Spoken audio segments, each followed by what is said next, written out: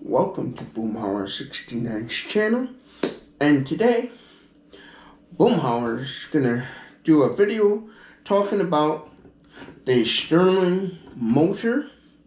This right here is the Stirling motor, simply made by the motor was originally invented back in the 1800s by Robert Stirling. This is a model of his invention of the Stirling engine. This model kit here is made by Master of Science. It says Master of Science Stirling Engine, made by Sunny Tech. Here's the little brand of the kit. When you first get the kit, there's some assembly required. You just simply gotta attach this flywheel to the base. It comes with instructions telling you how to properly maintain and carry your Stirling engine, as to how to hook it up, simply how to put it together. Excuse me, I can't talk very good. And right on the base, it has the logo Sunny Tech. What you simply do is, to make this run, you simply boil up some hot water, pour it in a coffee mug, set this on top of the coffee mug, and on a cold start, I would call it, you wait 2 minutes. After 2 minutes, the base will warm up, and then you just simply take your finger and you spin it to get it started, and it will automatically start. To simply stop, you just go like that. And again, to get it going, you just simply spin the wheel and spin it, and it will simply start. Now, what this is the Stirling engine is simply a motor that is using heat to fuel. What you do is, when you boil up water, the heat and steam from the water heats up the bottom of the base, which, let me stop this and show you, The bottom part of this is as a metal piece that heats up. And when it heats up, it's causing the flywheel to spin, creating motion, therefore creating an engine and creating power. Now, I have here on my tablet a article from Interesting Engineering, simply about the Stirling motor and the history of it and stuff. So we'll read this. I'm going to read this article here that I found, and while this is spinning. But again, to simply start this, you spin it around like this. Now, on a cold start, in the instructions it says wait 2 minutes to let the base kind of heat up and then spin it. This is obvious. I've been running this for quite some time already, so it's already warmed up. But you wait 2 minutes, let the base warm up, and then simply start the motor. But we'll get to get it started, because on a cold start, this is not going to spin. You have to wait until the base gets a little warm, then spin it. And all you're doing is, again, the heat is rising, warming up the base, causing the motor to spin, creating power. It says here, the everlasting, nearly emission-free Stirling engine. It says the Stirling engine is a closed-cycle, reciprocating external heat engine that converts heat into useful mechanical work. It was originally invented to compete with the steam engine, but due to its various limitations, even after many years, the Stirling engine has not seen mass market adoption and is only used in a few specialized applications, which is true. This was in Robert Stirling back in the 1800s. What's his name? Robert Stirling, why they call it the Stirling engine, created this sort of engine to compete with the steam engine, but the steam engine was 10 times better to use versus this, because, again, like it says, the various limitations it had, and some lack of limitations. It says the gas inside the Stirling engine never leaves the engine. They are heated and cooled down again and again, so are never released in the form of an explosive exhaust. This regenerative engine has the ability to use the same gas repeatedly to generate power. Therefore, a Stirling engine can prove to be much more efficient than the internal combustion engine used in modern day vehicles. And for those who don't know, once the internal combustion engine popped on scene, it knocked the steam engine right out of the ballpark, and it became here to stay. It even for a short while even knocked out electric motors, because for a long time the electric motor was even in competition with the internal combustion engine, but the electric motor never took off, thus making the internal combustion engine the winning monopoly that we see today. So if you're driving a gasoline car, you're simply driving a gasoline car with internal combustion engine, and that's the type of engine most gasoline powered vehicles use today. It says this engine, Stirling, lost my place here. Engine can provide much more efficiency than an internal combustion engine used in modern day vehicles. Because there are no explosions taking place, Stirling engines are very quiet. There is also no combustion at the Stirling cylinder. It uses an external heat source, which could be solar energy or even heat produced by decaying plants. History of the Stirling engine. It says Robert Stirling filed a patent for the Stirling engine in 1816. His patent application was titled Improvements for Diminishing the Consumption of Fuel, and in particular an engine capability of being applied to moving of machinery on a principle entirely new. Stirling patent applications explained the construction and use of the regenerator, which he called an economizer. The patent also incorporated the first ever description of a closed cycle hot air engine. Moreover, Stirling described how his engine design could be used for applications such as powering irons, smelting, and glass furnaces. And here, and in this article, they have a picture of Robert Stirling. For his remarkable invention, Robert Stirling is dubbed the father of the Stirling engine.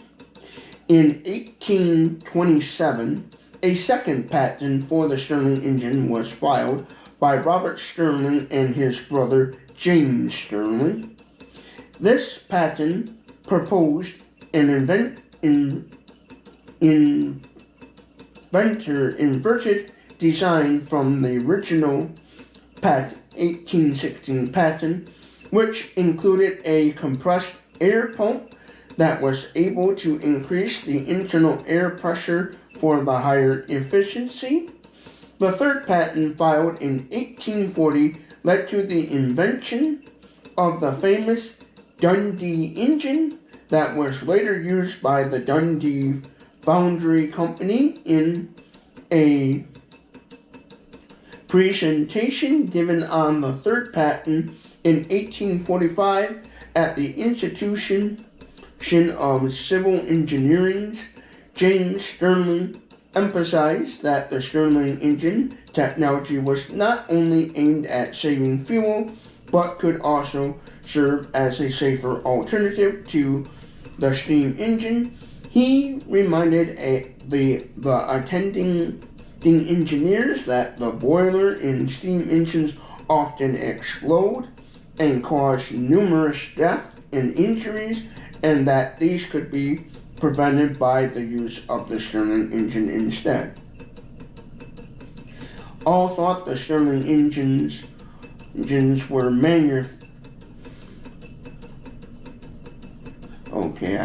let's see here. It says, however, the coins made by James Stirling couldn't make up for the engine's frequent failures when used at higher temperatures. Even the Dundee Foundry Company later replaced its Stirling engine with steam engines after facing repeated cylinder failures in years that followed in installation. So basically, from my understanding there, the Stirling engine never took off because it had problems where it kept failing at times, and they just couldn't figure out how to resolve those issues. All thought Stirling engines were manufactured until 1922 and used to pump water on farms and to generate electricity. Attempts to develop the Stirling engine for widespread commercial use provided largely unsuccessful, which always led to the demise and downfall of the Stirling engine. Because if you can't really use it commercially, because commercial businesses gotta have something that's reliable. Even in the 1800s and the 1900s, factories definitely needed a motor that they could use that would be reliable, an engine that was relatively reliable and could work for long hours without breaking down and stuff. So the concept of the Stirling engine was all but forgotten for many years. However, the Phillips company in particular took great interest in the Stirling engine, designed and licensed numerous patents based on the same technology from 1938 through the 1950s. By 1952, Phillips had developed a power generator with a Stirling engine as a drive. Although this never went into mass production, the research work conducted by Phillips later led to the development of the cryogenic cooling system, which uses a reverse Stirling engine concept. How does a Stirling engine operate? A Stirling engine produces mechanical energy from heat energy by the movement of two or more pistons inside the cylinders.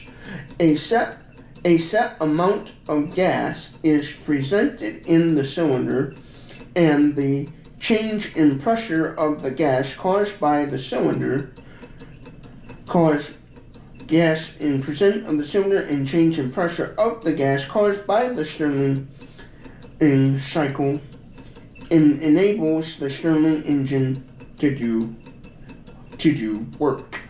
In two-cylinder Stirling engines, one cylinder is heated by an external heat source and the other is cooled by an external cooling source. The gas chambers of the two cylinders are connected and the pistons are connected to each other mechanically. The Stirling cycle is composed of the following steps. 1.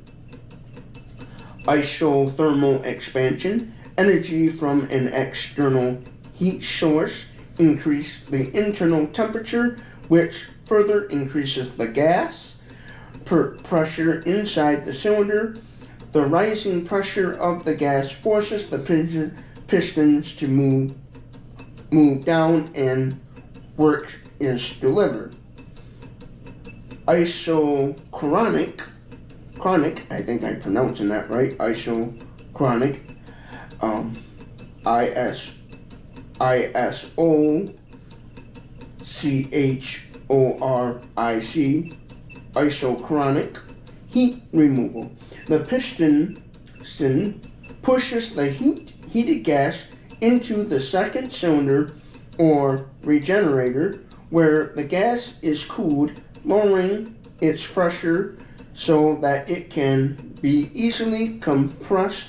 Furthermore, the heat absorbed by the regenerator at this step will be used in the last step of the cycle. 3. Isothermal compression. The gas is compressed. Isothermal compression. The gas is compressed in a space that is maintained at an in variable low temperature, allowing the gas to easily undergo isothermal compression. During the compression, the gas releases heat to the cold sink. The isochronic heat addition, the second piston moves up, forcing the compressed gas into the heated cylinder.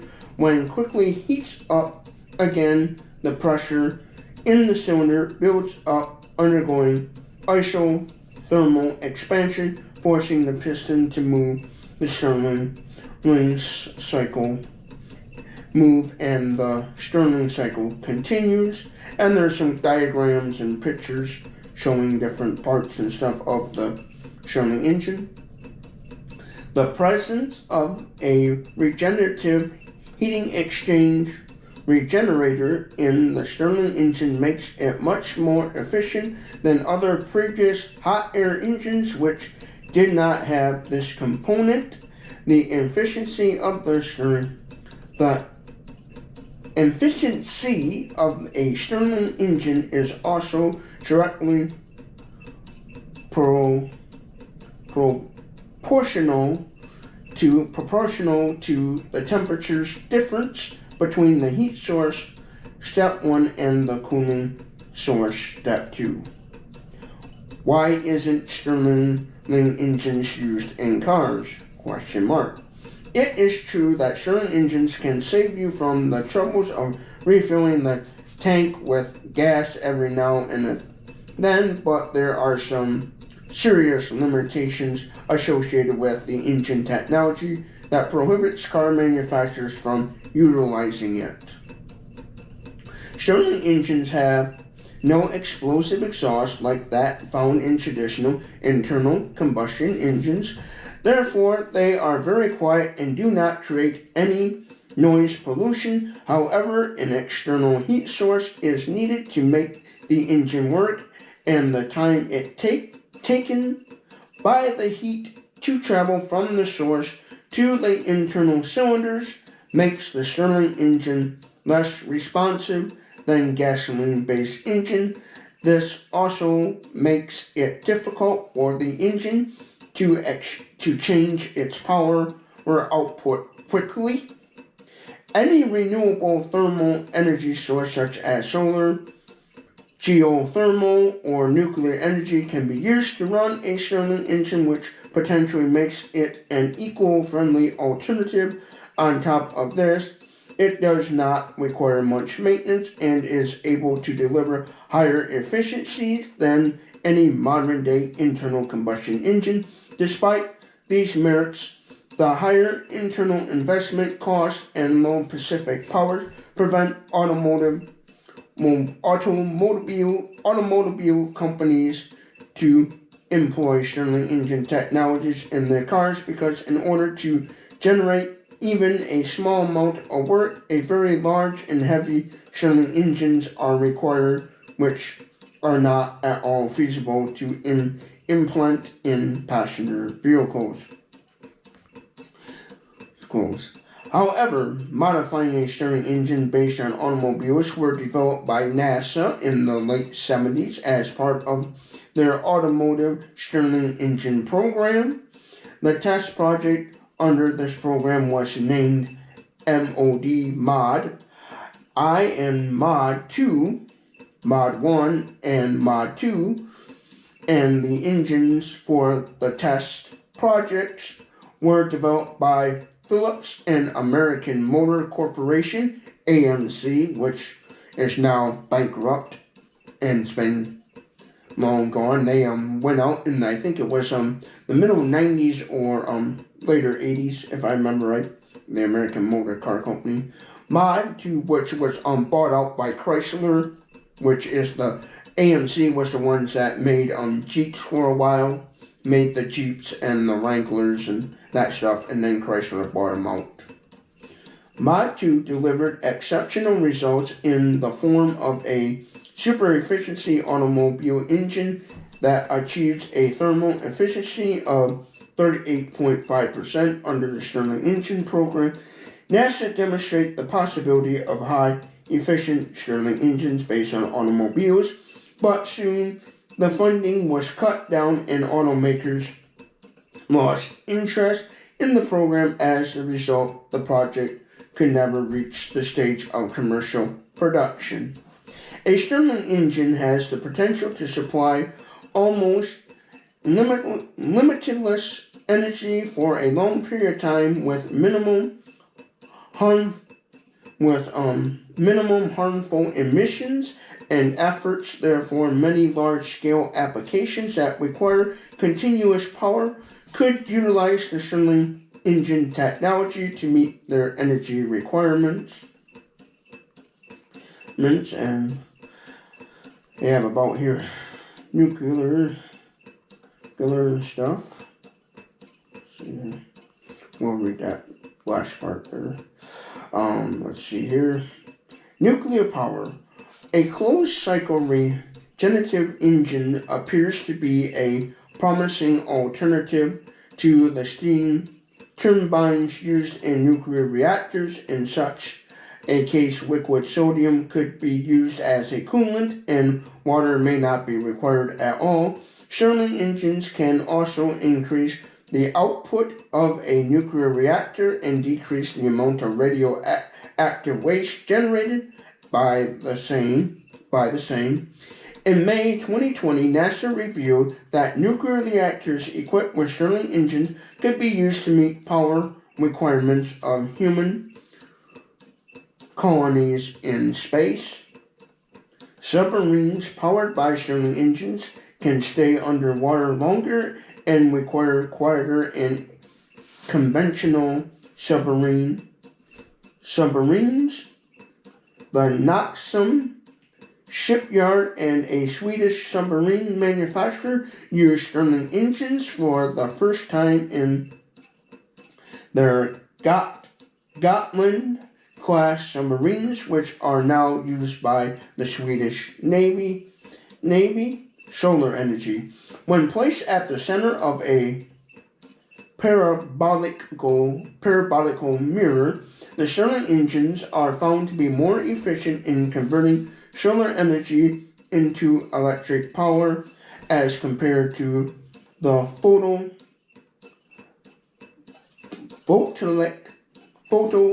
photovoltaic cells, according to a 2016 research paper which focused on the role of the Stirling engine for solar thermal electric generators. Hot air engines technology can play a key role in minimizing carbon footprint of the human by generating renewable electricity from solar radiation.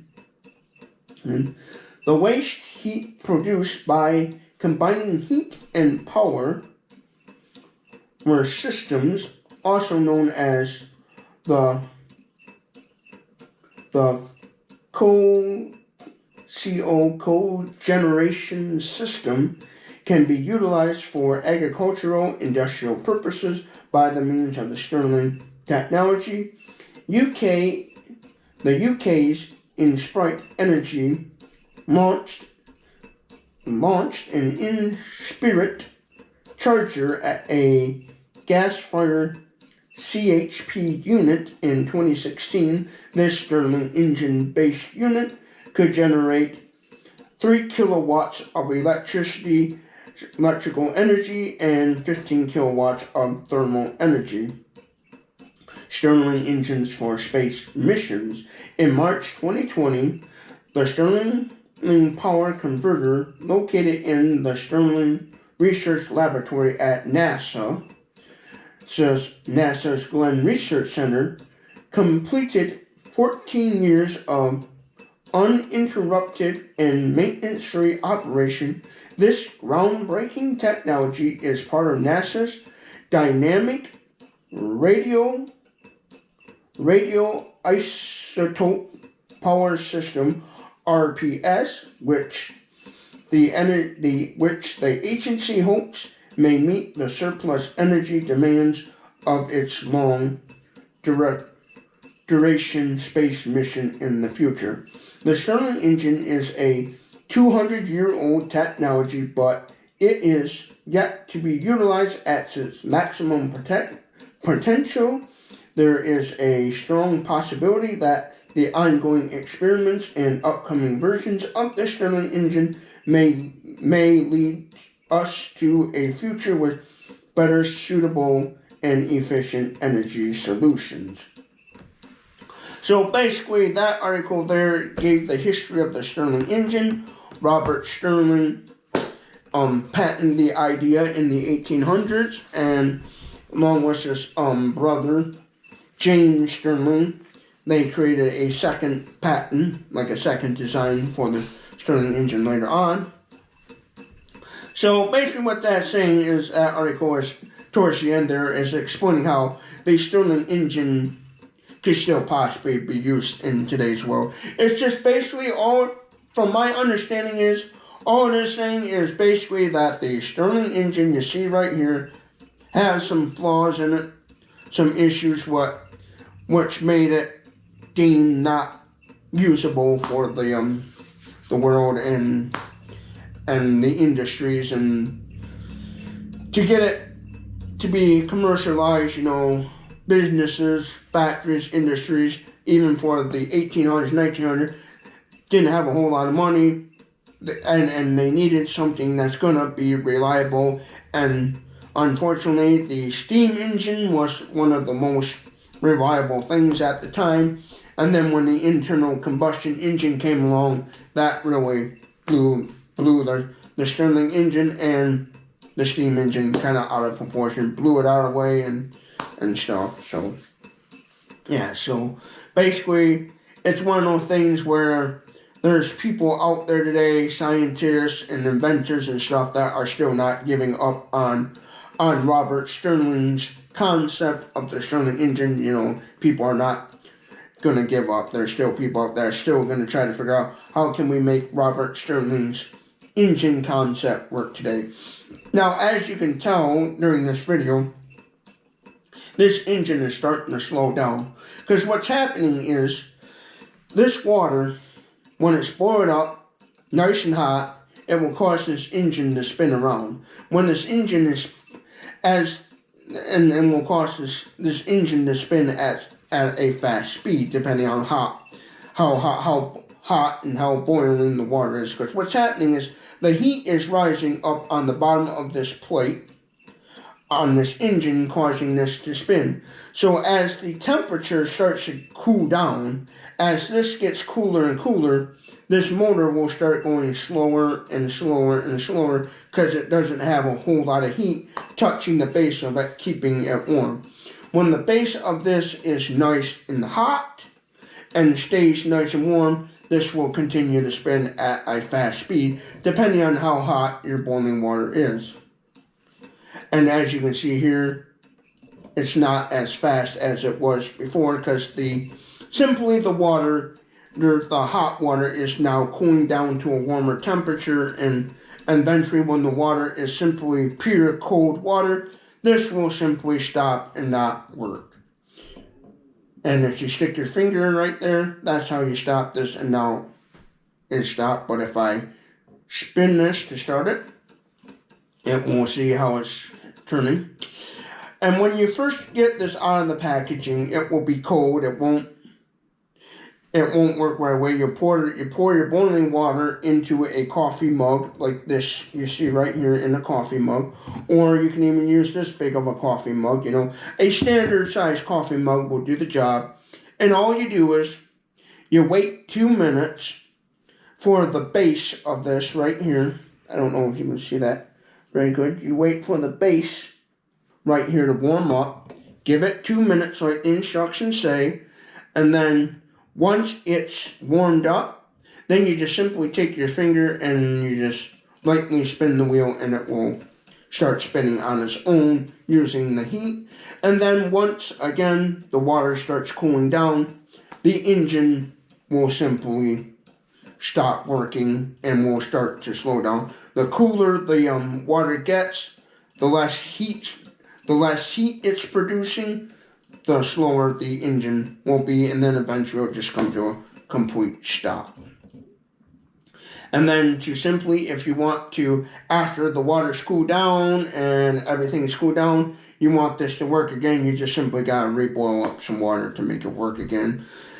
Now, what one could do with a little, for science, because this is a science toy, one thing you could do if you knew how to do it, you could simply, this part right here, the flywheel, make your own little pulley flywheel, attach a rubber band, get like maybe like a small like little like electric generator or something, you know, little electric motor or something, and you could attach it and get like a little, I don't know, like a little mini like generator or something, I forget what they call them, and hook that up to like a little like flashlight bulb or something, and you could simply make this generate electricity if you did it right. But yeah, but all in all, there's the history of from this article on interesting engineering. There's what they had wrote, the history of the Stirling engine and why it simply did not work, did not take off like the steam engine, because this was in competition with the steam engine, and the steam engine just simply proved to be a more reliable engine at this time, as where the Stirling engine kept breaking down, they kept having problems, so industries that did try the Stirling engine were like, hey, we can't use it because it keeps breaking down and costing us money, so therefore that's why it never took off. But for minimal use, like around the farm and kind of some, I guess you call it odd jobs, the Stirling engine did stay for a while and people did use it for a little bit.